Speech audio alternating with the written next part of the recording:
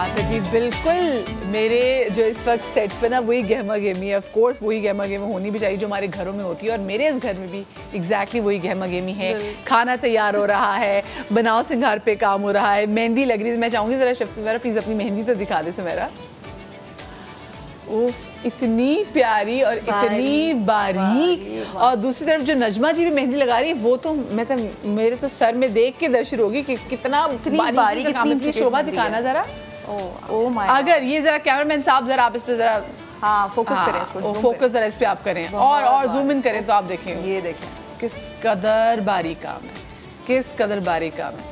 मतलब किचन में भी काम हो रहा है हर जगह जी। और स्पेशली ईशा जो है, क्योंकि आज ईशा अपनी जो है वो ब्यूटी रूटीन जो है और कुछ हैक्स हमारे साथ शेयर करी, उन्होंने बता दिया क्लेंस कैसे करनी है। अच्छा, क्लेंजिंग मैंने बता दी थी कि हनी और लेमन का आपने क्लेंजर बनाना है, वो लगाना है, 2 मिनट में उसको वाइप ऑफ कर लेना है। मैंने वाइप ऑफ करके अब मैंने इनका लगाया स्क्रब। स्क्रब में क्या है, 2 चीज़ें, कॉफ़ी और एलोवेरा जेल, दोनों चीज़ें बेस्ट है आपकी स्क्रबिंग के लिए। और मैंने लगा दिया है और ड्राई भी हो गया है। इसको हमें वाइप ऑफ करना है रब करके, थोड़ा सा इसको रब करेंगे, थोड़ा सा पानी का स्प्रे करूंगी मैं इस पर। रब करने के बाद इसको वाइप ऑफ कर लेंगे, देन हम लगाएंगे मास्क। अच्छा, मैं बताती चलूँ कि ये है सारे नॉर्मल स्किन वाले जो है ना उनके लिए है। अब जो ड्राई स्किन वाले हैं उनके लिए क्या है, ड्राई स्किन वाले जो है ना वो दही का मास्क लगा सकते हैं, लाइक दही और हल्की सी टर्मरिक, हल्दी एक पिंच ले लें, उसमें अपने फेस के हिसाब से दही ले लें, थोड़ा सा 1 टेबलस्पून ले लें, उसको मिक्स करके ना अपने फेस पे लगाएं, क्लेंजिंग करें, उसके मल के उसको धो लें।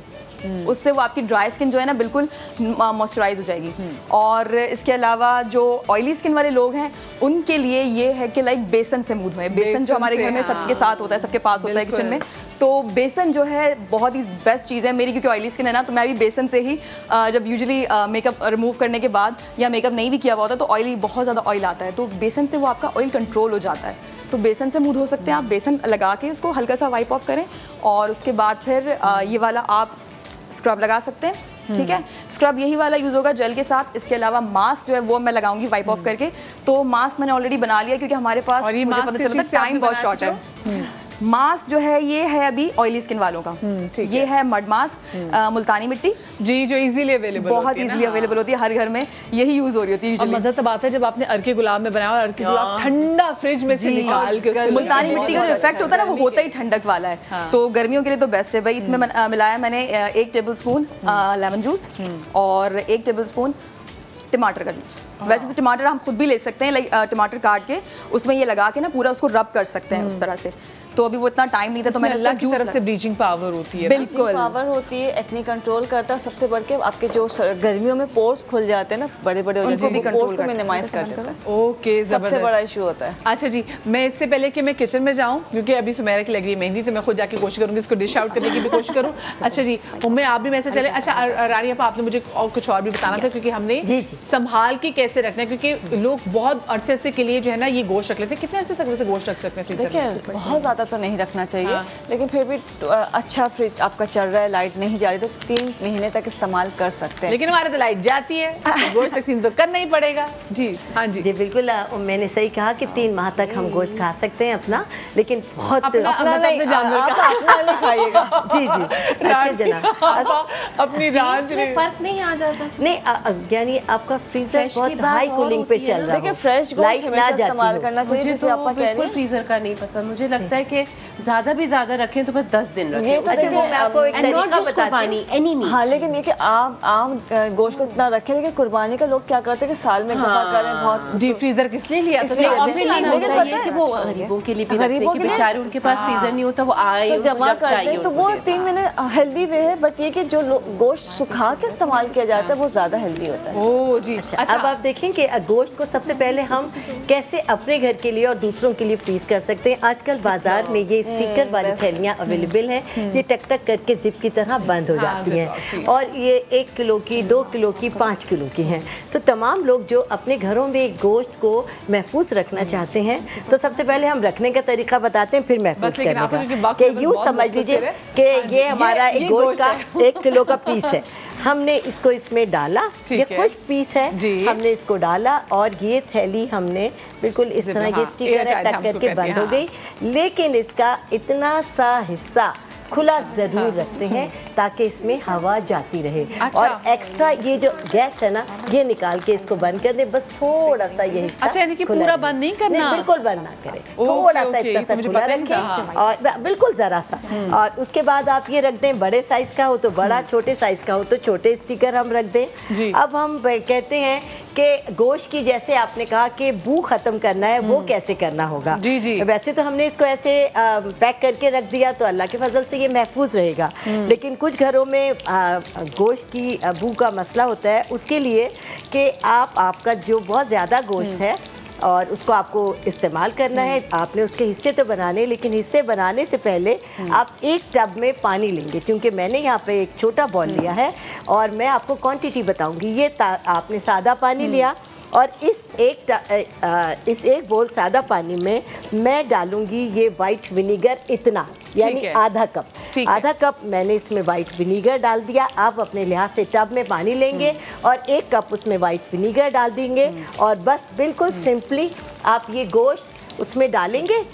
मतलब रखना नहीं है, बस गोश्त आपने डिप किया और 2 मिनट के लिए छोड़ा और उसके बाद किसी भी स्ट्रेनर में ये गोश्त डाल देंगे ताकि इसका पानी पूरी तरह खुश्क हो जाए। खुश्क हो जाने के बाद बिल्कुल इसी तरह आप हिस्से बना कर इस टाइप। ये तो बहुत मजे का, क्योंकि जिसको हम थोड़ा सा खुद ड्राई करके बनाएंगे इसका तो बिल्कुल टेस्ट ही और आएगा। जैसे आपने कहा ना, पानी के अंदर विनेगर इसका डाल के इसको 2 मिनट के रख के फिर इसको ड्राई करके फिर रखना है, तो ये मुझे लगता है थोड़ा ज़्यादा अरसे भी चलेगा। क्योंकि जब मैं ये सोचूं कि जब पहले कुर्बानियाँ होती थी और जब ये फ्रीजर वगैरह नहीं होते थे, तो गोश्त को प्रॉपर सुखाते थे, धागा बांध के प्रॉपर धूप में, और वो बहुत अरसे भी चलता था और उसका टेस्ट भी जो है ना वो बड़ा मज़ेदार होता था। बहुत ज़्यादा, अगर शहद भी लगा दे तब भी गोश्त खराब नहीं होता है। एक खास बात कि जब हमें गोश्त के हिस्से करने, या बहुत गर्मी है, अब कल इंशाल्लाह ताला जब कुर्बानी होगी तो हमें देना है बहुत दूर दराज से यहाँ वहाँ, तो बिल्कुल इसी रेशो से मैंने ये एक बोल में पानी लिया और इतना ही आपने 1/4 कप सिरके का डालना है। उसमें डाला आपने एक मलमल का कपड़ा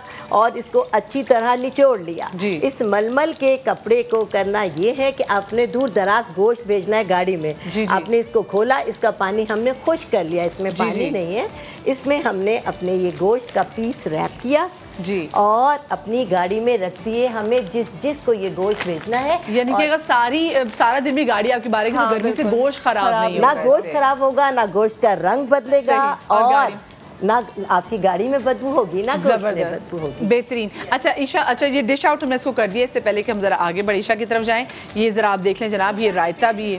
हाँ, फेस जी जी जी बिल्कुल फेस दिखा दीजिए। ये स्क्रब हमने वाइप ऑफ कर दिया है, स्क्रबिंग करके हल्का सा हाथ से मल के ना उसको, मैंने इनसे ही कहा कि अपने फेस पे आप जरा डेलिकेटली इसको रब ऑफ करें और वाइप ऑफ भी कर दिया। अब देखें कितना क्लियर हो गया है। और अब हम लगा रहे हैं इनका ये मड मास्क, यानी मुल्तानी मिट्टी का मास्क, वही देसी तरीके से। हाँ ठीक है।